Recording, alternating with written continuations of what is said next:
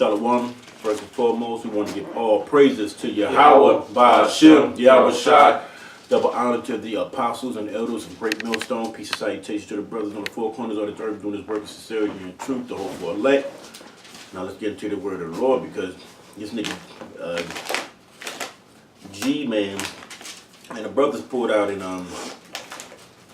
G-Man, what G-Man means. The brothers in Jersey, what it meant was government man. So this nigga is most likely he's a agent provocateur for the government. He nigga. Okay, because he was visiting apostles, and even though in those brothers, and you know, he didn't have no. He don't understand certain things, so you know in the background you hear him like he has something on you. That's what I would call Edomite.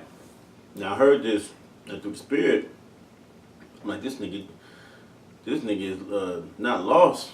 This nigga is in a sunken place, and he's stuck. They blocked the door for this motherfucker to get out. He's stupid. So we're gonna go to Deuteronomy 23:7 and start to break this scripture down and see who was this, what was this about. Go ahead, bro. This is Deuteronomy 23:7. Thou shalt not abhor an Edomite, for he is thy brother. Thou shalt not abhor an Egyptian, because thou was a stranger in the land. Right, kind. So let's go back to Deuteronomy 23:7. The first part of that scripture said, "Thou shalt not abhor Edomite."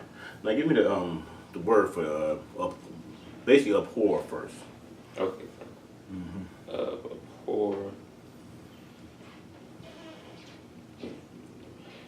Abhor to be abominable. Abominable. To do abominably. So now he said abominable, and abomination to the Lord is basically what a filthy, wicked thing. So what? So it said I should not abhor or detest or dislike an Edomite, right? That's what the scriptures say, right? Mm-hmm. Right. That's why certain things are being put in the work. That's why the scriptures say, rightly dividing the word of truth. Now, going to... I got it. I got it in my sword.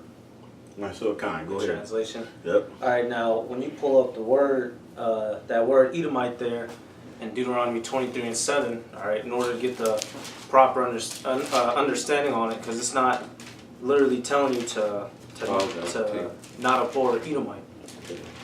All right. So this is the word. This is H130 transliteration.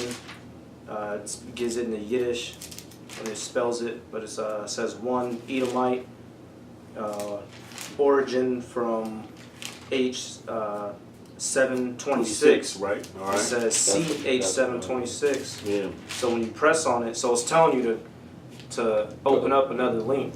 When you actually go to the definition of it, and this word here, how would it be a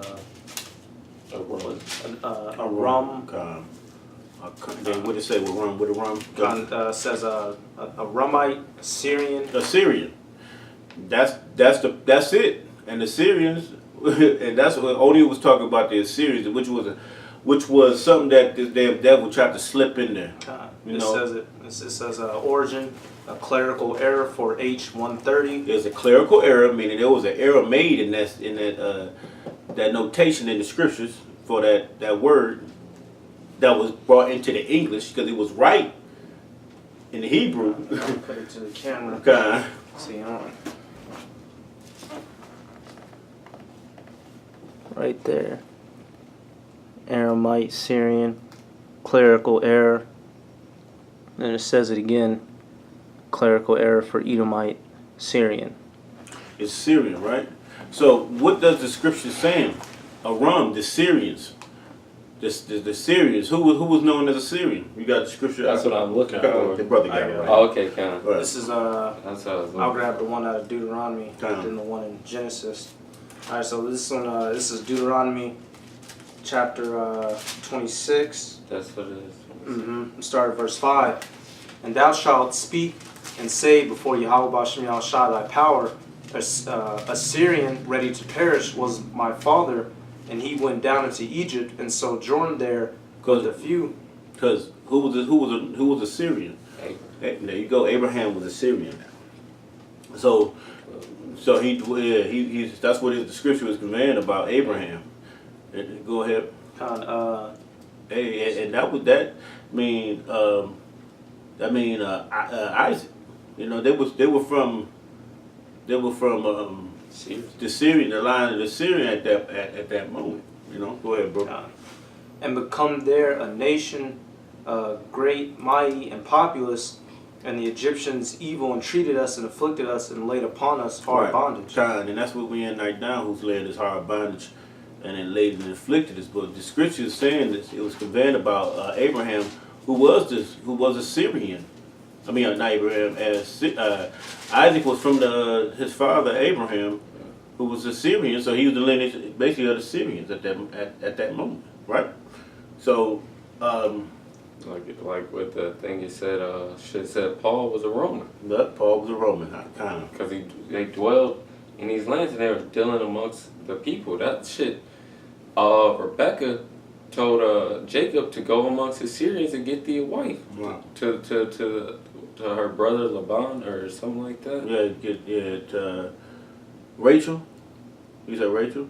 Rebecca. Rebecca, yeah, her brother was Laban, who was Rachel and Leah's father. Which was a Syrian. I got it. Go ahead, bro. This is Genesis. All right, because this is why it was saying not to abhor the Syrian, because our ancestors stem from them. All right, so this is Genesis chapter 31, verse 20.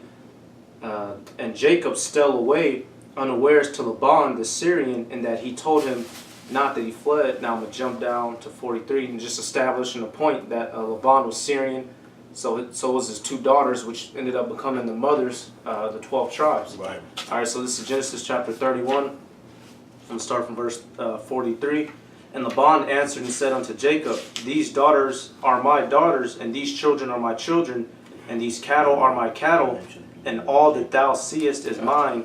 And what can I do this day unto these my daughters, or unto their children which they have borne? Now therefore come thou, let us make a covenant, I and thou, and let it be a witness between me and thee. Right. So this is Laban making basically a contract for his daughters. You know, Laban the Syrian who made a contract for his daughters with Jacob, with Isaac, Isaac. Oh, No, Jacob, Salakia, that's Satan, with Jacob for one of his daughters. You know, so he made a contract between him and he was gonna work for him for a certain amount of time, and he was gonna obtain one of his daughters, right? Jacob labored for this man 21 years ago, like that, you know.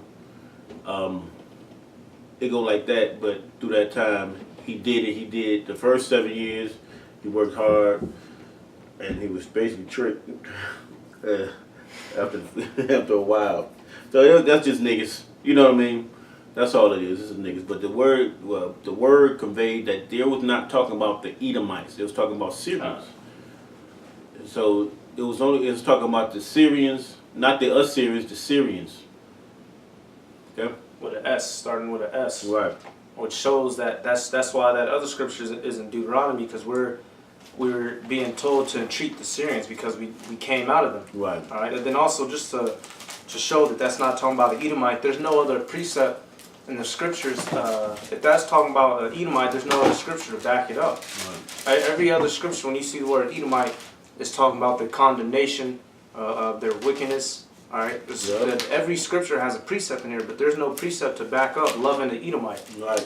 That's how you know that's phony baloney. Right, because that's a beautiful thing why you brought it up, because when I go through the precepts I have is all against the Edomites. It's conveying that through that scripture, even though there's a clerical error, it started going in on the Edomites.